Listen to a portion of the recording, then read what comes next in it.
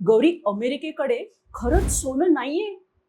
अमेरिकेकडे सोनं नाही असं बहुतेक सगळ्या देशांना संशय आहे.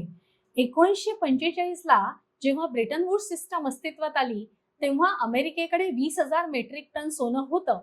आणि त्याच्यानंतर 1971ला जेव्हा राष्ट्राध्यक्ष निक्सन यांनी जाहीर केलं की डॉलर हा सोन्याशी निगडीत नाही, तेव्हा त्यांच्याकडे 8,000 मेट्रिक टन इतकं सोनं होतं असं त्यांनी जाहीर केलं होतं.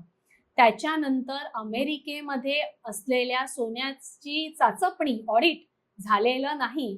खरोखर किती सोनं आहे आणि नाही हे तिथे कोणालाच माहित नाही. निक्सन यांनी 71 साली सांगितलं होतं की 8,000 टन सोनं आहे, याच्यावरतीच आजपर्यंत सगळ्यांचा विश्वास आहे. आणि ते जिथे सोनं ठेवतात फॉर्ट नॉक्स, याचं ऑडिट झालं नाहीये.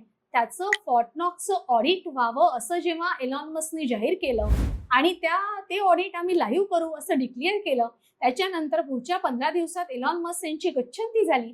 त्यामुळे तुम्हीच विचार करा की अमेरिकेकडे सोनं आहे याच्यावरती कसा विश्वास ठेवायचा.